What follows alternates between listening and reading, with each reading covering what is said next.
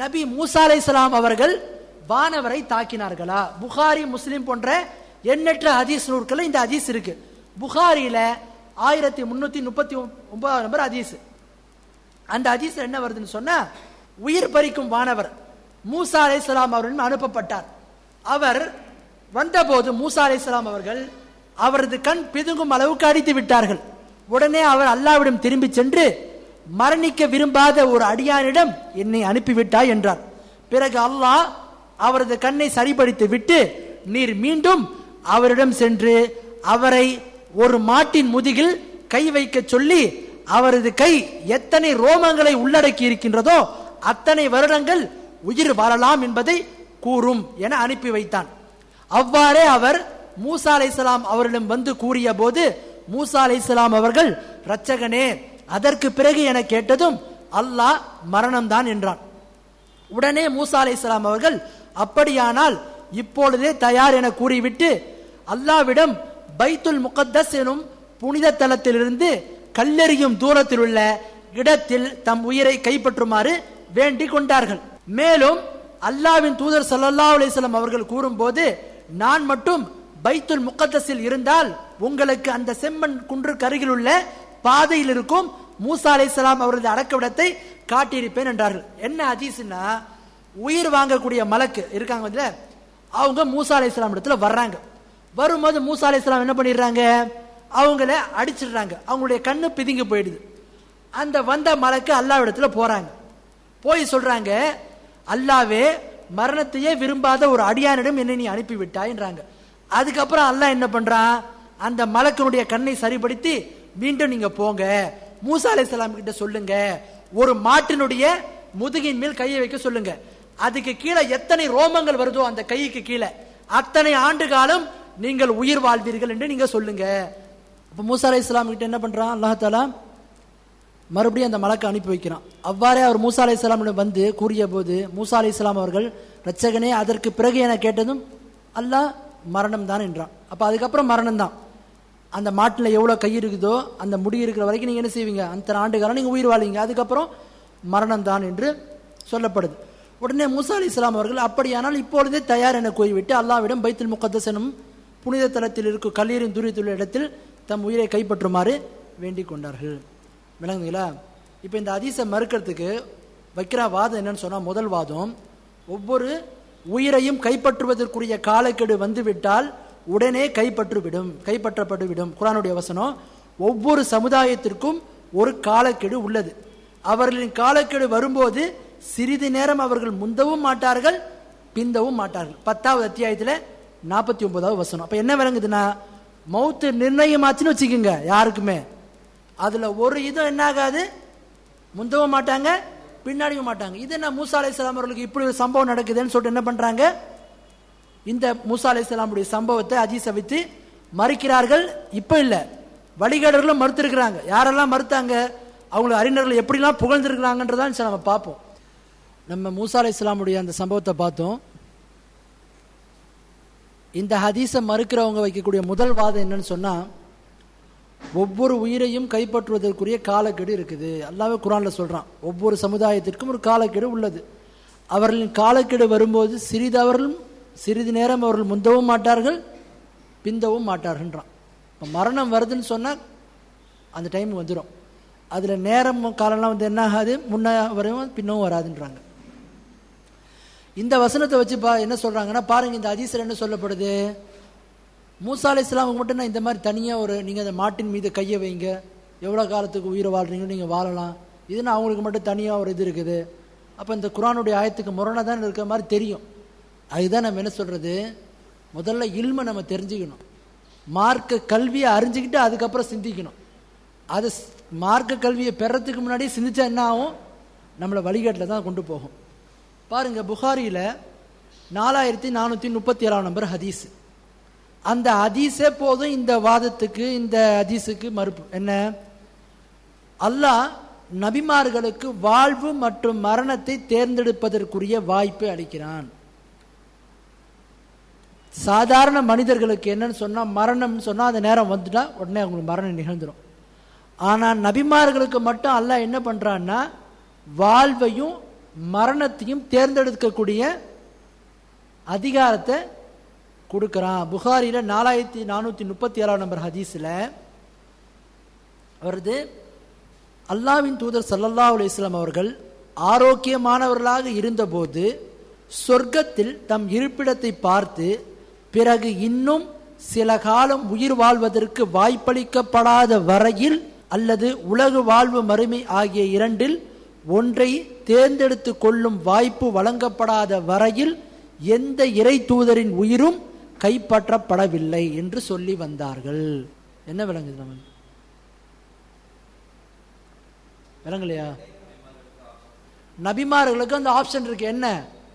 அவங்களுக்கு அல்லாஹ் தஆலா இன்னும் சிறிது காலம் வாழ்வதற்குண்டான வாய்ப்பையும் அளிக்கிறான், அல்லது மரணத்தையும் தேர்ந்தெடுப்பதற்குண்டான வாய்ப்பை அளிக்கிறான். அதனால தான் ரசூலா சொல்றாங்க, எந்த இறை தூதரின் உயிரும் கைப்பற்றப்படுவதில்லை. எப்போ வரைக்கும்? அவங்களுக்கு அந்த ஆப்ஷன் கொடுக்கிற வரைக்கும். ஒன்று அவங்க விருப்பப்பட்டா இன்னும் வாழலாம், அல்லது என்ன செய்யலாம்? மரணத்தை தேர்ந்தெடுக்கலாம். அதனால தான் பாருங்க, மூசா அலைஹிஸ்ஸலாம் என்ன பண்றாங்க, அந்த மலக்கிடத்தில் அல்லாஹ் என்ன சொல்லி அனுப்புறான், ஒரு மாட்டின் முதுகின் மேல் கையை வைக்க சொல்லுங்க, அதுல எவ்வளவு ரோமங்கள் அடங்கி இருக்கிறதோ அத்தனை ஆண்டு காலம் வரைக்கும் அவர்கள் விருப்பப்பட்டால் வாழலாம், அல்லது மரணத்தை தேர்ந்தெடுக்கலான்ற உரிமையை கொடுக்கிறாங்க. அப்ப இந்த ஹதீஸ் நமக்கு என்ன விளக்குது? அந்த குர்ஆனுடைய வசனம் மற்ற மனிதர்களுக்கு, ஆனா அல்லாஹ் தஆலா பிரத்யேகமாக நபிமார்களுக்கு தனி சலுகையை கொடுத்திருக்கான். என்னது? அவர்களுக்கு ஒரு காலம் இருக்குது. அந்த காலத்தில் மேற்பட்டு என்ன செய்யலாம்? அவங்க அப்போதே மரணத்தை தேர்ந்தெடுக்கலாம். அல்ல என்று சொன்னால் என்ன செய்யலாம்? இன்னும் சிறிது காலமும் வாழலாம். இந்த ஒரு ஹதீஸே போதும். என்னத்துக்கு? அதற்கு பதிலளிப்பதற்கு. நபி ஸல்லல்லாஹு அலைஹி வஸல்லம் அவர்கள் நோய்வாய்ப்பட்டு அவரது தலை என் மடியின் மீது இருக்க அவர்களுக்கு இறப்பு நெருங்கிவிட்டது. அவர்கள் மூர்ச்சை அடைந்து விட்டார்கள். மூர்ச்சை தெரிந்த போது அவர்களது பார்வை வீட்டின் முகட்டை நோக்கி நிலைகுத்தி நின்றது. பிறகு அவர்கள், இறைவா, சொர்க்கத்தில் உயர்ந்த தோழருடன் என்னை சேர்த்தருள் என்று பிரார்த்தித்தார்கள். நபிகள் நாயகம் ஸல்லல்லாஹு அலைஹி வஸல்லம் தன்னுடைய உயிர் அந்த இது நோய்வாய்ப்பட்டிருந்தாங்க பார்த்தீங்களா, கடைசியில் ரொம்ப கடுமையான நோய்வாய்ப்பட்டிருந்தாங்களே. அப்போ ஆயிஷா ரலியல்லாஹு அன்ஹா அவருடைய மடியின் மீது ரசூலுல்லாஹ்வுடைய தலை இருந்தது. அவங்களோட மடி மீது ரசூலுல்லா தலை வச்சிருக்கிறாங்க. அப்போ சொல்றாங்க, நான் இறைவா, சொர்க்கத்தில் உயர்ந்த தோழருடன் என்னை சேர்த்து வை. அப்போ ரசூலுல்லாஹ்வுக்கு அந்த நேரத்தில் என்ன செய்யப்படுது? அந்த சான்ஸ் கொடுக்கப்படுது. ரசூலுல்லாஹ் என்ன பண்றாங்க? நான் மரணத்தையே தேர்ந்தெடுக்கிறேன் என்று சொல்றாங்க. அப்போ மூசா அலைஹிஸ்ஸலாமுடைய சம்பவம் என்ன செய்யுதுன்னா, அவர்களுக்கு கொடுக்கப்பட்டது என்ன? உலகத்தையும் மறுமையும் தேர்ந்தெடுப்பதற்குண்டான வாய்ப்பு கொடுக்கப்பட்டிருக்கு. விளங்குங்களா? அதனால அந்த ஆயத்தை கொண்டு வந்து மறுக்கிறாங்க. எந்த ஆயத்து? எல்லா இதுக்கும் ஒரு காலம் இருக்கிறது, அந்த கால நேரம் வந்து விட்டால் சிறிதளவு முந்தவும் மாட்டாது பிந்தவும் மாட்டான்றது யாருக்கு? மனிதர்களுக்கு. ஆனா நபிமார்களுக்கு அதுல அவங்களுடைய சட்டம் வேற, அதுல விதிவிலக்கு இருக்கிறது என்றதை விளங்கிக்கணும். விளங்குதுங்களா? ஒண்ணு. அதுக்கடுத்து பாருங்க, இந்த ஹதீஸை மறுக்கனுடைய இரண்டாவது வாதம். முதல் வாதத்துக்கு பதில் நம்ம பார்த்துட்டோம்ல, அதிலே ஆட்டோமேட்டிக்கா முடிஞ்சு போச்சு இந்த ஹதீஸனுடைய இது பதில். மேற்கொண்டு நம்ம சில விஷயங்கள் பார்க்கிறோம். என்ன? அல்லாஹ் ஒன்றை தீர்ப்பளித்து விட்டால் அதை ஏற்றுக்கொள்வது ஒரு முஃமின் மீது கடமை. தூதரை இழிவுபடுத்தி அவர் கொண்டு வந்த கட்டளையை மூசா அலைஹிஸ்ஸலாம் அவர்கள் தூக்கி வீசினார்கள் என்றால் ஃபிரௌனுக்கும் மூசா அவர்களுக்கும் வித்தியாசம் இல்லாமல் போய்விடும். இதை நாம கம்பேர் பண்ணல, இந்த புக்கில் இருக்கக்கூடிய வாசகம் இது. அப்ப என்ன சொல்ல வர்றாங்கன்னா, அல்லாஹ் சொன்ன உடனே என்ன செய்யணும்? அதை ஏத்துக்கணும். அதான் என்ன? முஃமின் மீது கடமை. அதுல கேள்விலாம் கேட்டுட்டு இருக்க கூடாது. சரிங்களா? இதை சொல்லி என்ன வர்றாங்கன்னா, இப்போ அல்லாஹ் தாலா வந்து மூசா அலைஹிஸ்ஸலாம் கிட்ட இந்த மலக்கு அனுப்பி பதில் அளிங்க அப்படின்னா என்ன பண்ணோம்? பதில் அளிச்சுக்கணும்னா மூசா அலைஹிஸ்ஸலாம் இப்படிலாம் நடந்துக்கிட்டாங்க, அல்லாஹ்வுடைய கட்டளை தூக்கி வீசுறாங்க அப்படின்ற மாதிரிலாம் என்ன பண்றாங்க? மூசா அலைஹிஸ்ஸலாமையும் ஃபிரௌனையும் ஒப்பிடுறாங்க. சரி, இப்போ இந்த மாதிரி அல்லாஹ் ஒரு விஷயத்தை சொன்னா ஏற்றுக்கொள்வது மீது கடமை தான் முஸ்லிம்கள் மீது. அதை மாதிரி நம்ம பார்க்குறோம். இப்போ இந்த விஷயத்தில் அல் குர்ஆனில் குறிப்பிடப்பட்ட சில நிகழ்வுகளை இங்கு நாங்கள் ஆய்வுக்கு எடுக்கிறோம். நம்ம சில தகவல்களை பார்ப்போம். மூசா அலைஹிஸ்ஸலாம் இப்படி நடந்துக்கிட்டாங்கன்றதுக்காக வேண்டி இந்த ஹதீஸை நீங்க மறுக்கிறீங்களே, அப்ப நம்ம சில கேள்விகளை கேட்கிறோம். என்ன கேள்வி? மூசா அலைஹிஸ்ஸலாம் அவர்கள் தூர் மலையில் அல்லாஹ்விடம் நேரடியாக பேசிக் கொண்டிருக்கும் போது தன் தடியை கீழே போட்டதும் அது பாம்பாக மாறியது. உடனே அல்லாஹ்விடம் பேசுகின்றோம் என்ற எண்ணம் இல்லாமல் என்ன செய்யறாங்க? மூசா அலைஹிஸ்ஸலாம் ஓடுறாங்க. அல்லாஹ் என்ன பண்ணா?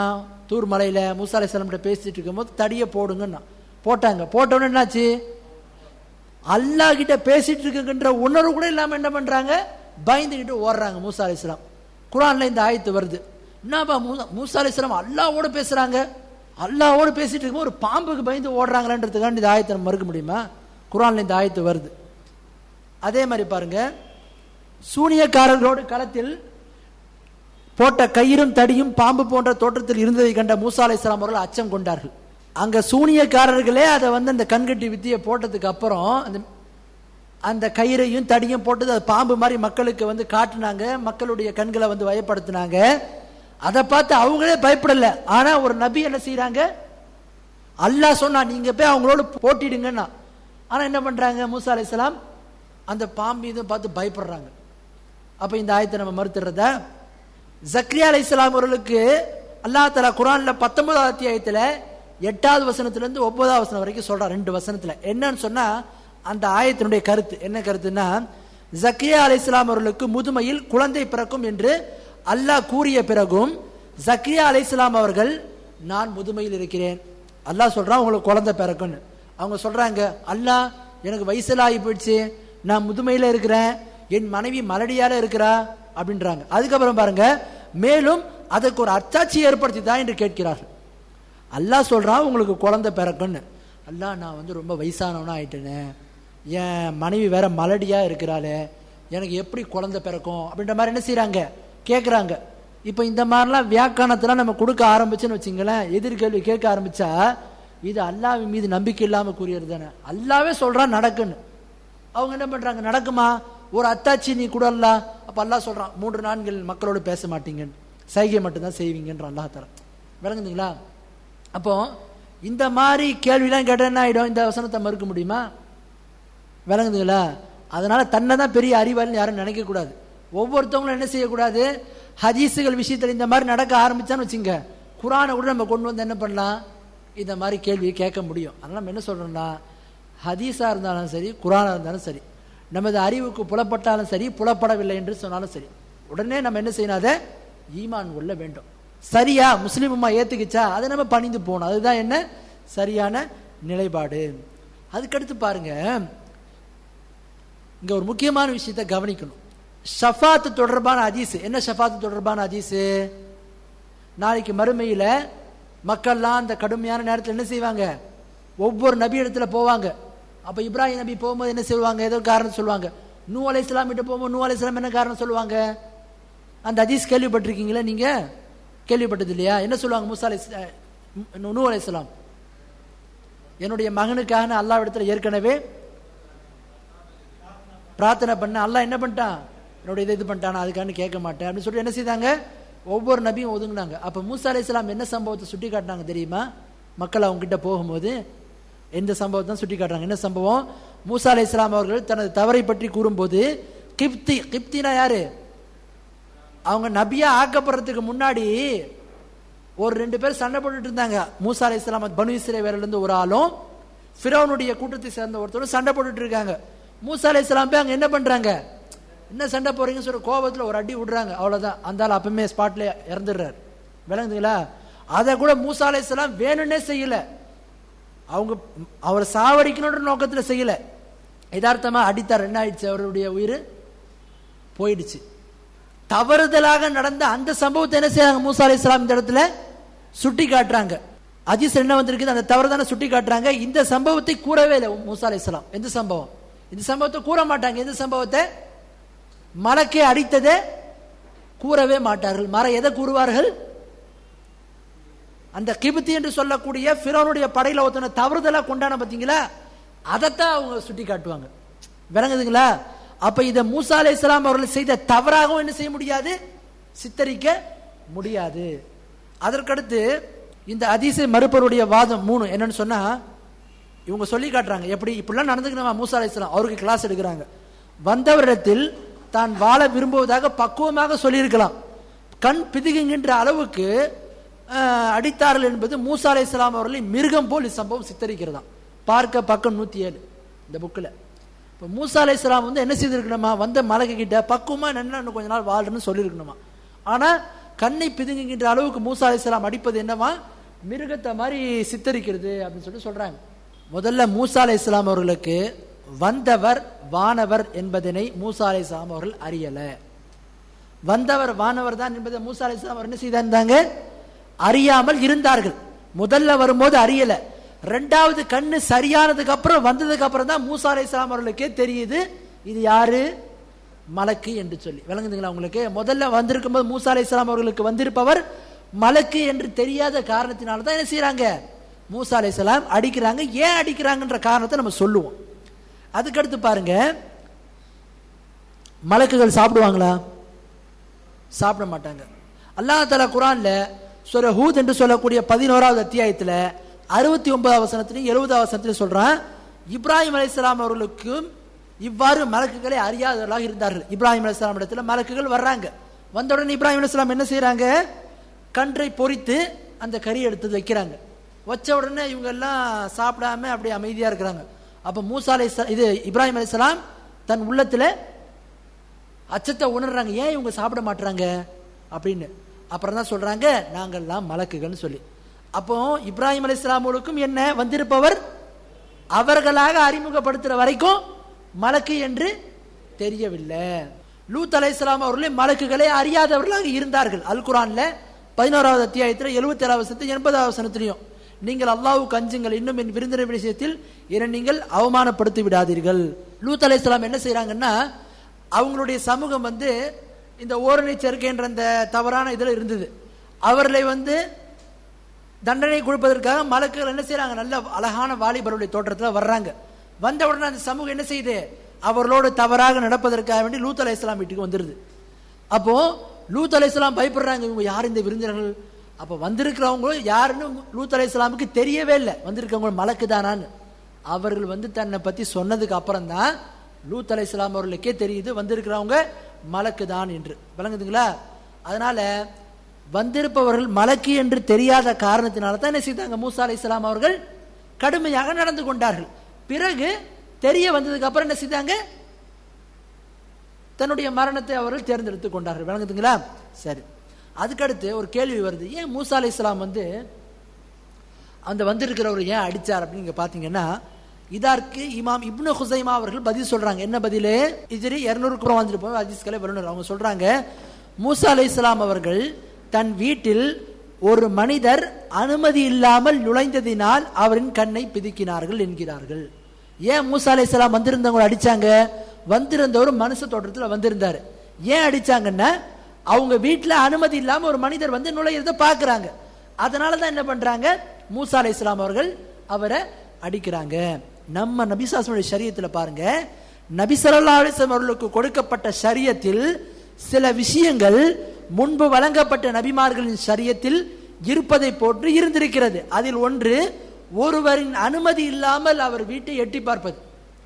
ஒருத்தருடைய வீட்டை அனுமதி இல்லாமல் எட்டி பார்க்கிறது உள்ள இதாவது, அது நம்ம என்ன செய்யலாம், அவங்களுடைய கண்ணை குத்தலாம். எது எப்படி அப்படிங்க பாத்தீங்கன்னா, முஸ்லீம்ல ஒரு ஹதீஸ் வருது, அது ரசூலுல்லாஹ் சொல்றாங்க, எவர் அனுமதி இல்லாமல் மற்றவரின் வீட்டில் எட்டி பார்க்கிறாரோ அவரின் கண்ணை பழுதாக்குவதற்கு அனுமதி உள்ளது. ஒருத்தவங்க வீட்டை அனுமதி இல்லாம நீங்க பாக்குறீங்கன்னா, யாராவது பாக்குறாங்கன்னா அவங்களுடைய கண்ணை என்ன செய்யலாம், குத்தலாம். ஏதாவது ஒரு பொருள் இருந்ததுன்னா குத்தலாம் தாராளமா. அதுல கிசாஸ் எல்லாம் கிடையாது, பழி வாங்கலாம் படாது. அதற்கு மார்க்கம் அனுமதித்திருக்கிறது. இதை வச்சு என்ன சொல்றாங்கன்னா, மூசா அலைஹிஸ்ஸலாம் அவர்கள் இப்படி நடந்து கொண்டார் என்று சொன்னால் அப்ப இத மாதிரி அவங்களுடைய சரியத்தில் இருந்திருக்கணும். அதனால தான் மூசா அலைஹிஸ்ஸலாம் அவர்கள் இப்படி கடுமையாக நடந்து கொண்டார்கள். மற்றும் என்ன, நாளைக்கு ஷஃபாத் தொடர்பான சம்பவத்தின மூசா அலைஹிஸ்ஸலாம் என்ன செய்யறாங்க, இந்த சம்பவத்தை சுட்டி காட்டுறாங்களா, குறிப்பிடுறாங்களான்னா இந்த சம்பவத்தை குறிப்பிடல. எந்த சம்பவத்தை சுட்டி காட்டுறாங்க, தவறுதலாக கொலை செய்ததுதான் சுட்டி காட்டுறாங்க. அதுக்கடுத்து பாருங்க, இந்த ஹதீஸை ஏற்பதின் மூலம் மூசா அலைஹிஸ்ஸலாம் அவர்களை குறை கூறுவதாக ஆகும் என்றிருந்தால் மார்க்க அறிஞர்கள், ஹதீஸ்களை வல்லுநர்கள் இதனை ஏன் தங்கள் நூலில் பதிவு செய்தார்கள்? இமாம் புகாரிக்கு இல்லாத உணர்வு. என்ன உணர்வு? இந்த ஹதீஸ் மூசா அலைஹிஸ்ஸலாம் அவர்களை மிருகம் போல் சித்தரிக்கிறது. இந்த ஹதீஸ் மூசா அலைஹிஸ்ஸலாம் அவர்களை தரம் தாழ்த்துது அப்படின்னா, இமாம் புகாரிக்கு இல்லாத உணர்வு, இமாம் முஸ்லிமுக்கு இல்லாத உணர்வு, அதே மாதிரி அதற்கப்புறம் வந்து எண்ணற்ற ஹதீஸ்களை வல்லுநர்கள் இமாம்களுக்கு இல்லாத எல்லாம் உணர்வெல்லாம் நமக்கு வந்துடுச்சா? இந்த ஹதீஸ் அவங்களுக்குலாம் தெரியலையா?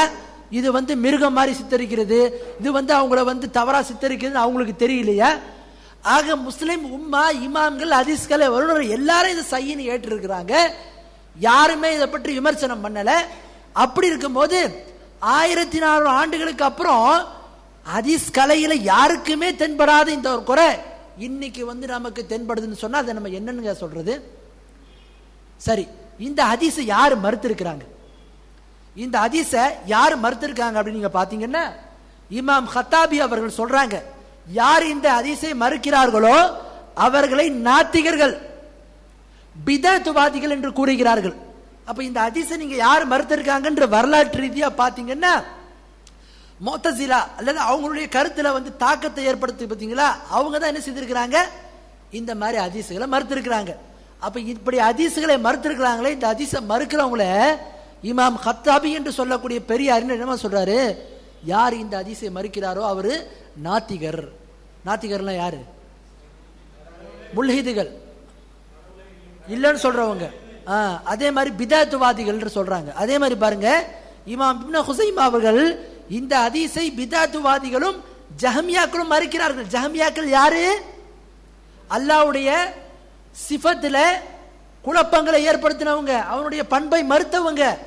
ஆக அப்படிப்பட்ட வழிகேடர்கள் என்ன செய்திருக்காங்க, இந்த ஹதீஸை மறுத்திருக்கிறாங்க. ஆக அவனுங்க அன்னைக்கு என்ன வியாக்கானத்தையும் என்ன குற்றச்சாட்டுகளை வைக்கிறாங்களோ அதே குற்றச்சாட்டு தான் என்ன செய்யப்படுது, இன்னைக்கு இந்த ஹதீஸை மறுப்பதற்கு வைக்கப்படுகிறது.